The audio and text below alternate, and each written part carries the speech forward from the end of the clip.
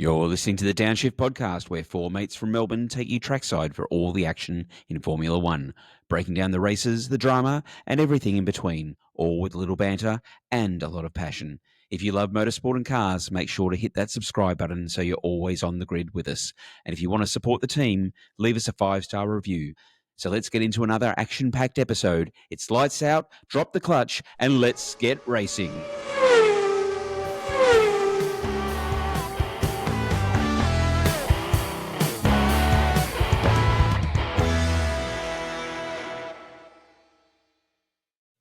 Hello and welcome to the Downshift podcast as we review the Monaco Grand Prix, a race where, love it or hate it, we'll go into what the feedback was from a number of the pundits and also the fans.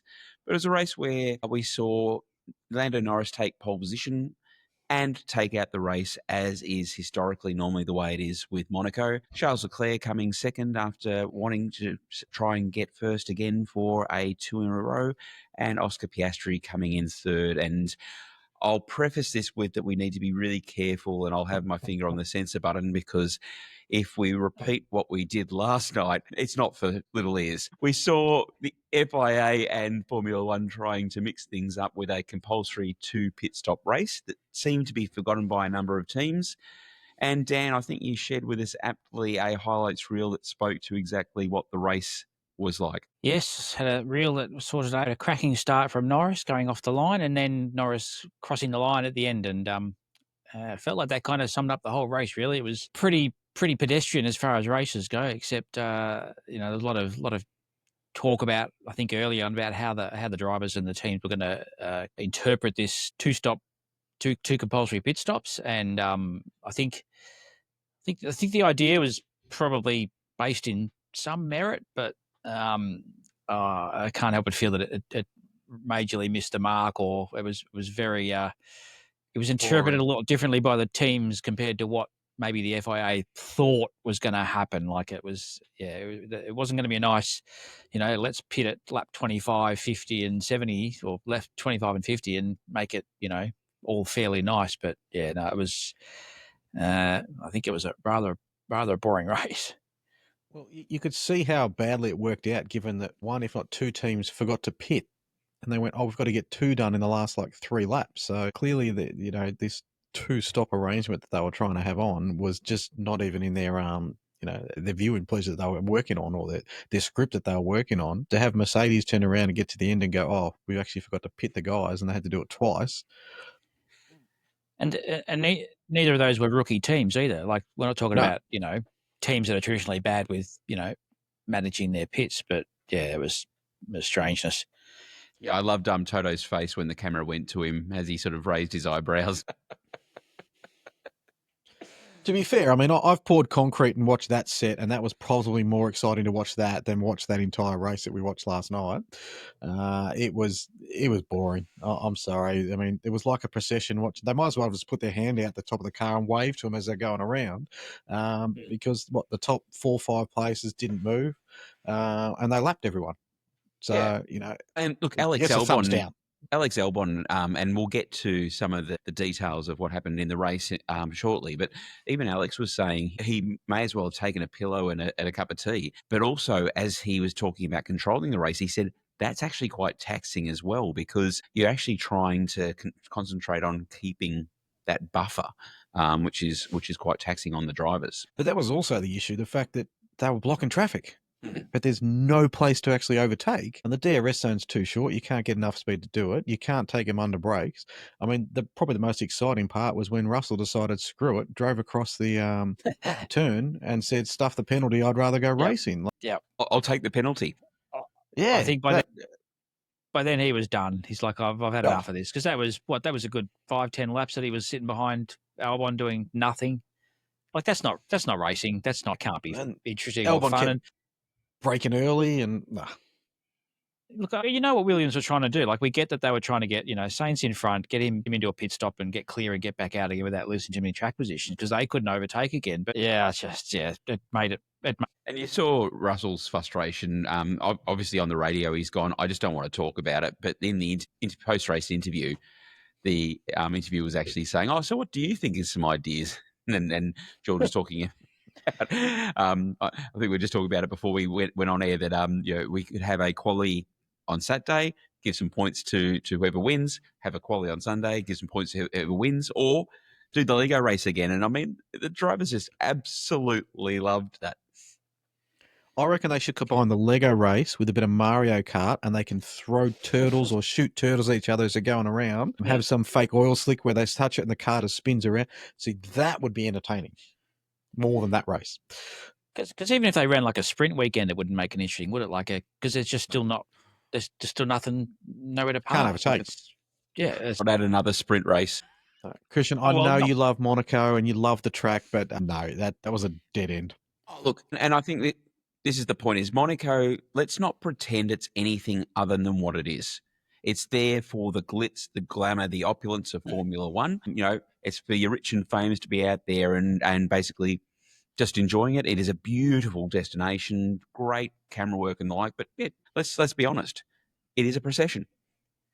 And I think Toto talked about it too, like the nightlife and the after hours stuff, or the non race activities were abundant from what he was saying. Like there was lots and lots of stuff going on. So if you're a fan of the Formula One, sure, the race was there to get you back to your seat every now and then, but there's probably plenty of other stuff to do. And we know too, like when we were in Singapore for the race last year, we're only at the track 2 hours, 3 hours in a day doing race stuff. That when we were there, we were looking around otherwise. But yeah, if you got activities around the track or around the city, then it's still an interesting place to be.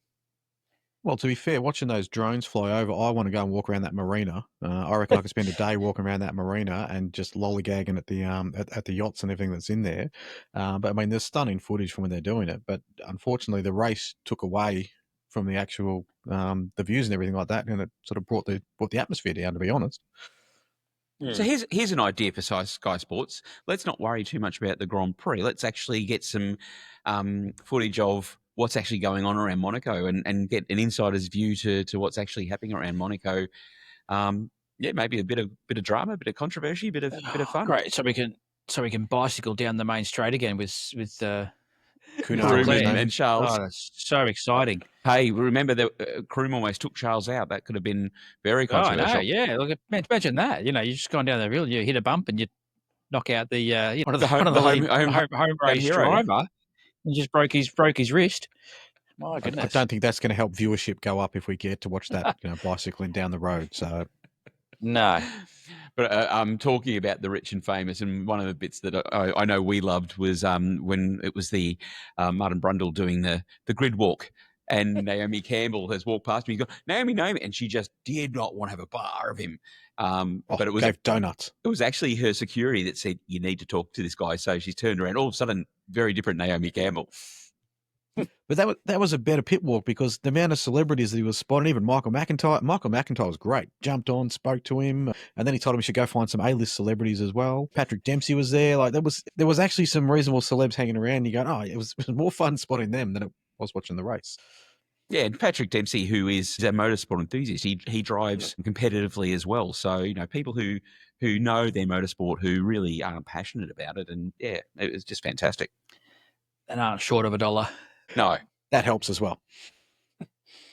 So as we look at it, we had, talking about the pedestrian nature of the race, it was the top 5 who had lapped every other car in the grid. It was then 6th, 7th and 8th who have lapped every other car. And then it was basically Williams who, the only way to explain it, were causing a traffic jam for their friends at Mercedes. But that's exactly how to explain it. It was a traffic jam. Yeah. It was hard to watch. It was like, it's just, yeah. So why don't we'll go back to the start because there's a bit going on. We had, and I know how excited you're about this in regards to the livery, but we did have McLaren who had their Riviera livery that honoured the M7A race car, which was the first McLaren Formula One car that won in the Belgian Grand Prix in 1968 with Bruce McLaren. Yawn, Lachlan? Wow, that was absolutely sensationally boring.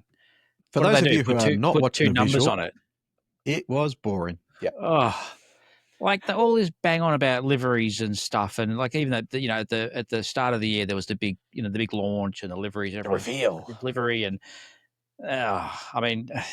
seriously, they bothered the big black curtain and big reveal, and like it's got 2 white numbers on it. I'm Yeah, sorry. yeah, the white Maybe circle I with the don't. number in it. Had they done something like they did with the actual race suits, I mean, the full white race suits with their names scrawled across it, doing something like that with the car would have actually been interesting. Hmm. Yeah, but it still wouldn't have fixed the race. The race would have still been boring. Yep.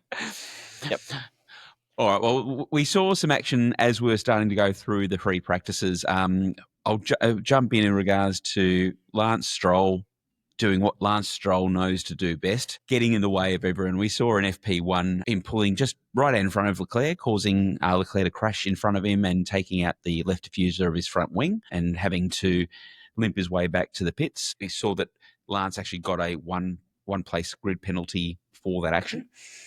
But it didn't cause a crash in the race, though.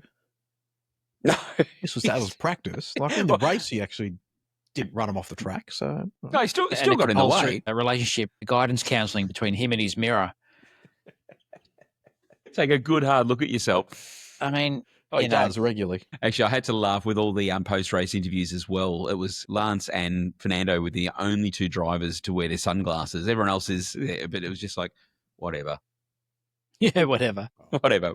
We're past it. And then FP2. And look, we knew that the rookies were going to have a tough go of it here at this race. I mean, it is a tight track. You've got to be millimetre perfect to do this. And we saw Hadjar clipping the barrier, Novell on turn 10. But then we also saw Piastri, where he just went in too hot to turn 1 and destroyed the front wing and flat spotting his tyres into the barrier. I mean, you talk about millimetre perfect. Hadjar was, I reckon, a centimetre off getting through that. Because if you watch during the race, they were actually just touching one or two of those barriers on the way through. And I reckon Hadjar was 1 centimetre too far, and that back wheel has clipped it, and that was the end of it. But that was almost millimetres difference between getting through there and going and riding the back part of the car off. Yeah, and I was sort of struggling for grip on the back end a lot, wasn't he? Like he was having a Just hard weekend loose. this time around. I thought he was doing a drifting circuit today. He was had that the back of the car out, and so mate, yeah. But when I was just watching, when Hadjar clipped that the barrier there, the officials were standing 20 centimeters from where he clipped it, didn't flinch, did not flinch. They went bang, and they just went, oh yeah, car's down there, and even the commentators were like, they did not even flinch when he clipped that barrier. Just looked and then put the flag out and started waving it. And that made a hell of a noise when it hit it. That was amazing fun. I was watching. I would have jumped if I was them for sure. Well, then you just can't be an official for the Monaco Grand Prix, Lockie.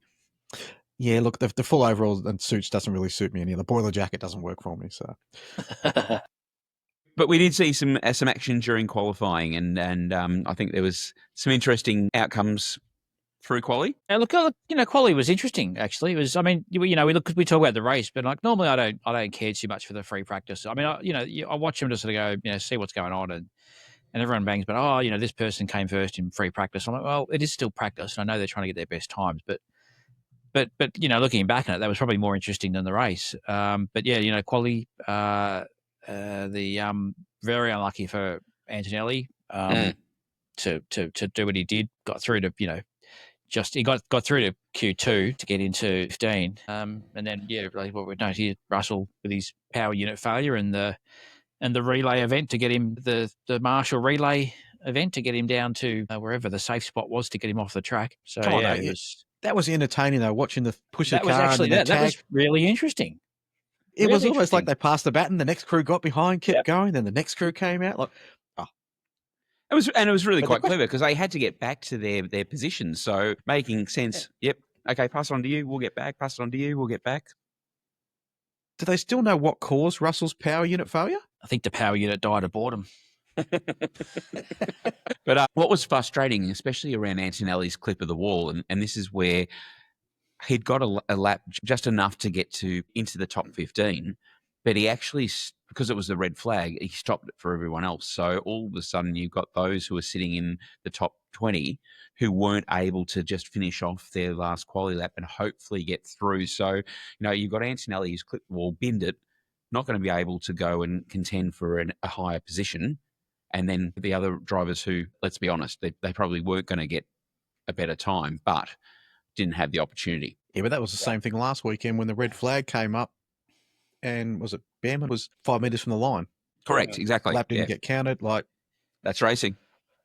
But that's always the way, isn't it? And like, and again, this track, there was a lot of traffic, in practices, but again, particularly in qualifying, and there was a lot of commentary about a lot of the drivers were sort of going, just the traffic. There was the Hamilton's impeding on Max Verstappen, which they had a chat and organised, sorted that out. It wasn't Hamilton's fault. It was what his team were relaying to him. But still, it's one of those tracks where there's just the traffic's going to make or break a good lap. So. And I think that's why did McLaren head out early in Q3 or after the incident? They were keen to head out early and just put down a couple of good laps early with no traffic, just to a bit of a backstop. Yeah, get a banker in. Well, because the other thing was too, weren't you saying, or Christian, it might have been you who said that if you put every car around the track, lined them up, there would only be 200 metres between each car, and that would still be the entire distance of the track, which goes to show just how short a track it actually is. When you have 20 of them on the track at one time, you're always going to get traffic. And that's it. There's traffic everywhere. Yeah, traffic everywhere, and everyone getting blocked and struggling to get good laps in, especially as you look at down Nivelle with the chicane, the amount of drivers who were actually just going over that corner, because they have changed that again to slow it down. Obviously, that has slowed it down, but it's also made it, I would challenge, a bit more dangerous. We saw that with Antonelli clipping on the Ripple Strip. We saw that with, and we'll get on to Gasly, but and it's probably a really good segue for us to start to talk about the race. So how about we jump into the race, and we saw a from the start line, Norris in pole and a massive lock up into turn one. Yeah. So spotting his tyres. Big lock up, but he stopped. There'd be more issues with him after that big lockup. Like, he still managed to come out in front without too much incident. And he stopped Verstappen getting in front. Yeah, well, and that's the whole thing, is he defended against Verstappen. Leclerc, I mean, Leclerc was on the outside, and he was able to keep him at bay as well. Piastri, if you look at the cool-down room, actually thought that he'd binned it. He said, I thought you were going into the wall from where he was looking. So, yeah, very lucky to save that. And Schwags, to your point, this is where with the tyres, they just seem to be bulletproof, this compound. Yeah, well, there's a lot of talk there'd be flat spots or something, and that might have brought him in for an early pit stop and would have changed a whole lot. But yeah, it clearly wasn't, and it wasn't just a little lockup. Like, it was a lot. So how he came out of that in front is beyond me. Didn't the incident with Bortoleto and Antonelli then help him, because it was going on virtual safety car? It was slower, so it had a chance for those tyres to basically bring himself back in. That's what they're saying. They reckon that was enough time, then not having to go at full race pace, that actually then was able to not reset the tyre, but regrain itself basically, and then he could continue. Yeah, and it just speaks to this compound, is that Pirelli, to their detriment, have created a great compound which lasts the distance. And, you saw with Russell, they could have done the entire lap on one set of hards.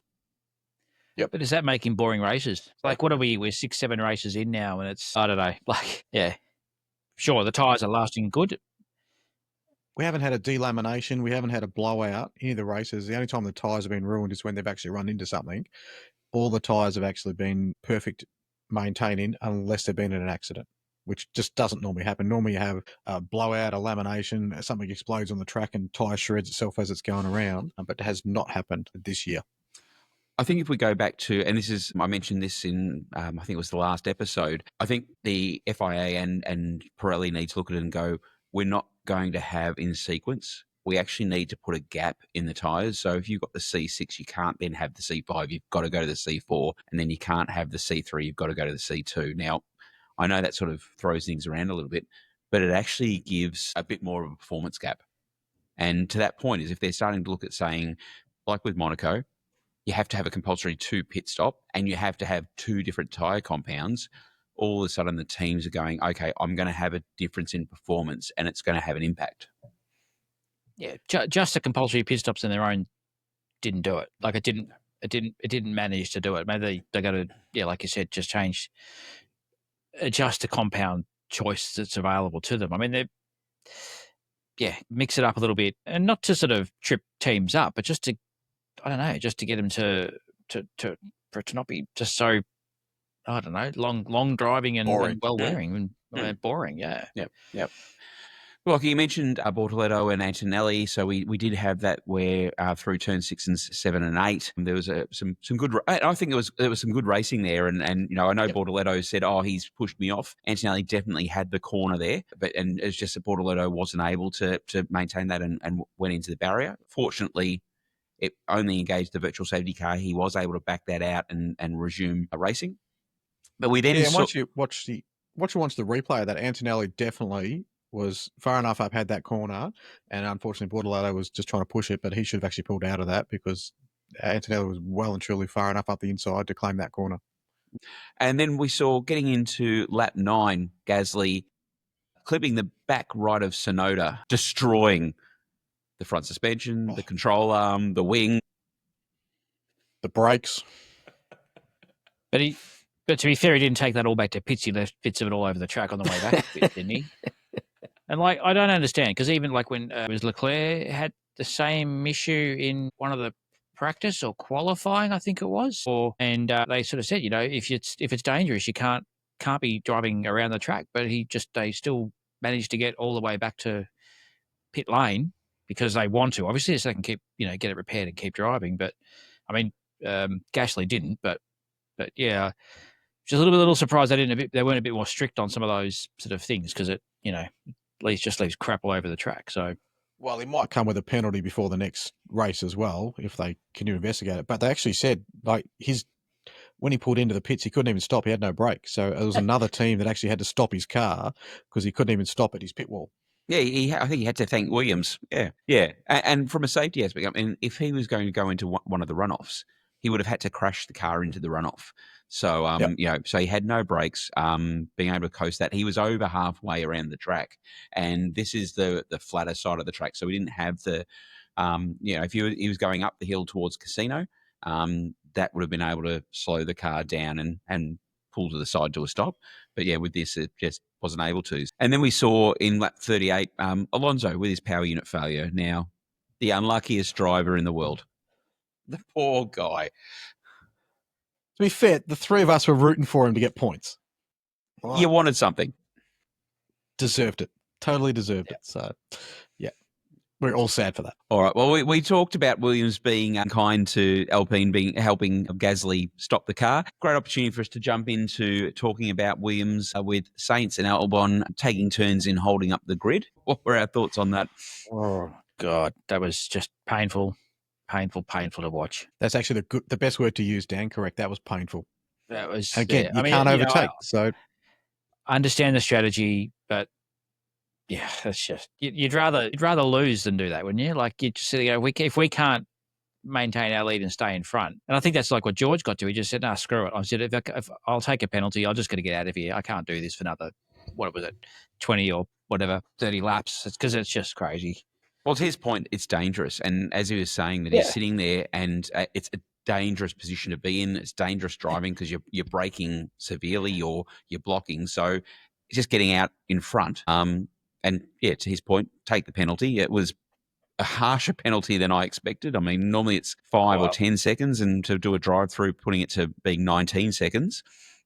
I think when he said it was dangerous, and that's why he cut the corner. I think at that stage, if he had kept quiet after that, it would have been okay. But he went on to say, "I don't care if I get a penalty, or I'm not giving back position. I'll take a penalty." And I think that if I saw a copy of a letter that when they do the stewards race reports, the steward report or whatever, that I think it sort of commented that because he said that turned into more than justifiable or a position penalty. So they said, right, you are. Yeah. So again, I don't think George could care less at that point. No, he was done. Yeah. Which was interesting because we were talking about, what if a team said, screw it, I'm not going to do the second pit stop. And it turns out if you didn't do that second pit stop, they disqualify you. Yeah, because I think in the end, I mean, Mercedes, the fact that they forgot about doing pit stops, but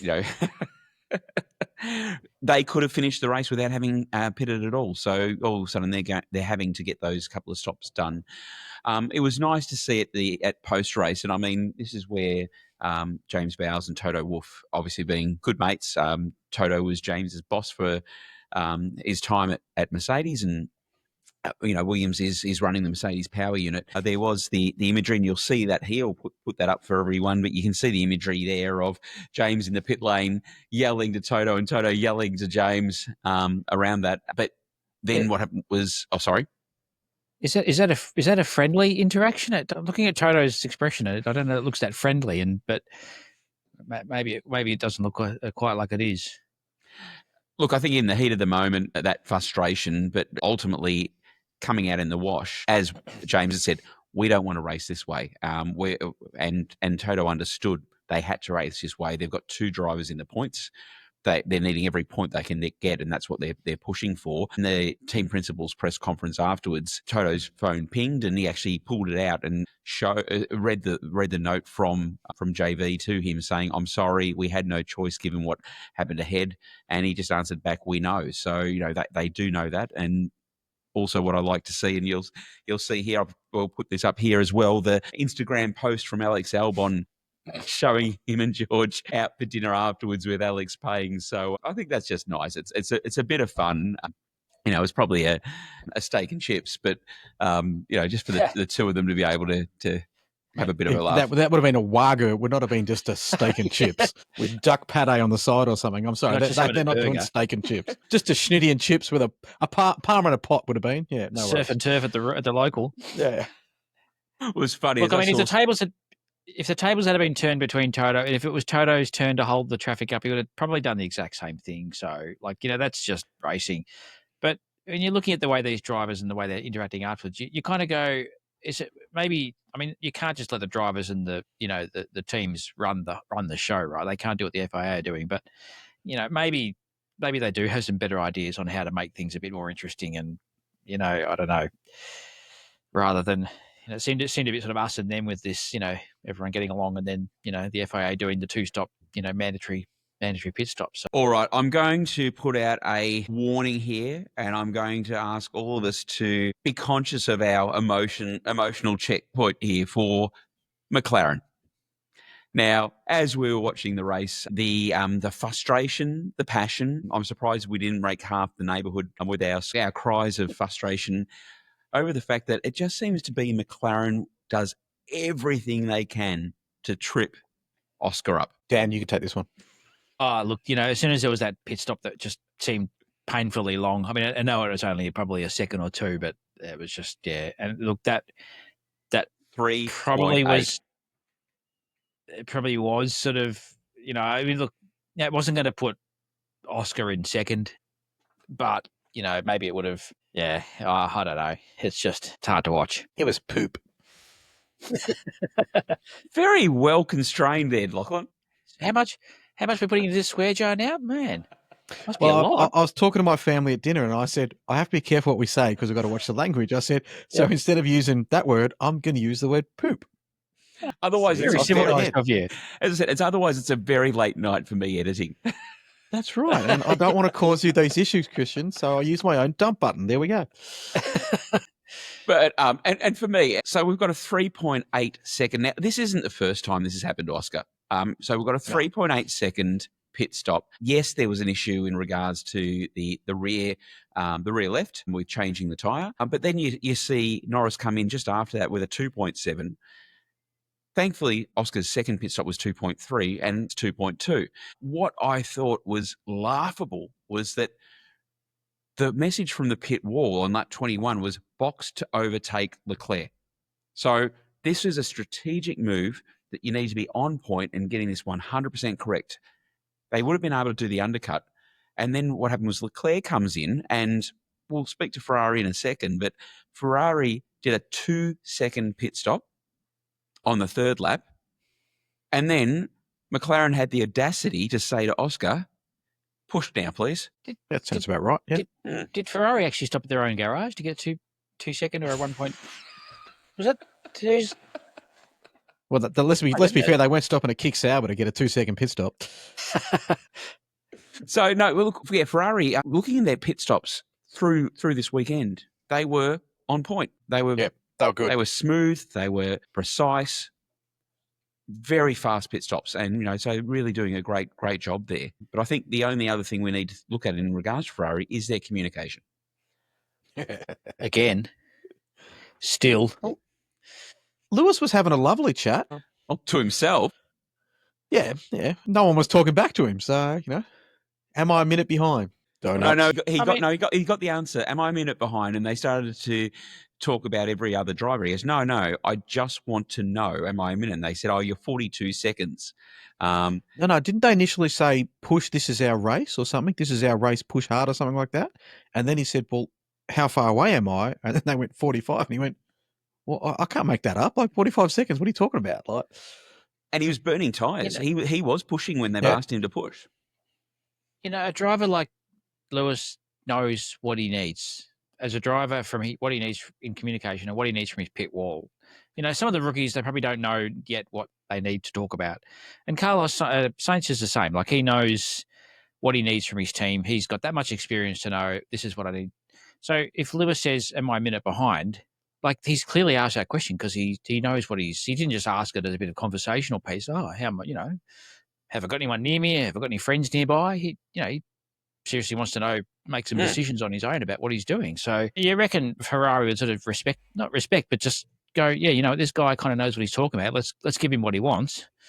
And I'm not talking about heaven and earth, just answer his questions and help him out, help him to help himself, sort of thing. But yeah, because when you're in the top five and you've lapped everyone else, you want to know what opportunity there is ahead of you. And I mean, he did finish 30 seconds behind Verstappen in the end. So he wasn't going to happen. He wasn't going to get any better than that. But, no. When you're 30 seconds, nearly a bit under half a lap behind. Well, but almost half a lap, yeah. But no, and to your point, Lockie, eventually he's then saying to the pit wall, are you upset with me? I mean, so I think we need to have everyone's got to go. Are we 12? Go away on camp, sit around the campfire, sing some Kumbaya, maybe have some counselling sessions to bring that harmony within Ferrari. Hey, Fred, do you think my engineer likes me? My Lord, it's crazy. They need to have a couple of beers at the pub, sort it all out. That'd be fine. Yeah, get together because they just need that such a simple thing to not be a point of contention for everyone, just to get over it and get on with the business of racing and getting faster and getting better. Yep, agreed. Okay, I'm nervous to ask the question. Do we want to even talk about our predictions? Yeah, no. It's not do we want to. We have to, because we have to give the pundits what they want. Well, to be fair, it wasn't the worst one. Schwags, you actually did really well. You did exactly the same as all of us. Yep. Yeah, well, there you go. You got just as many points as the rest of us, Dan. Yep. So, look, getting better. As we look at it, I took a couple of long shots with Kimi Antonelli. So Kimi obviously heard that and said, Christian, all right? Well, I'm not sending Kimi a Christmas card this year. He'll be shattered with that. Yeah. No, as we said, the race finished up with Lando taking pole first, then Charles, followed by Oscar. Look, a lot of us had them in there, but just not in the right order. So 0 points for everyone. So if we go to the leaderboard, still has Happy sitting at 23, followed by you, Lockie, at 19, myself at 16, and Schwags bringing up the rear at 9 points. Can all change next week. It can all change next week. And so with that, we do have the preview of the Spanish Grand Prix coming up on Thursday. So make sure that you like and subscribe so you don't miss a single episode and you get notifications as soon as the next episode drops. But for now, that's been the review of the Monaco Grand Prix. That excited. That sums it up perfectly. Like I'd say, it was like a dream, but a dream would be more interesting. So I think nightmare is the word you're looking for, Dan. But yeah, you can use it this week to put yourself to sleep. This is true. Yep. Yeah. So with that, make sure you catch us on the next lap, and we'll see you then.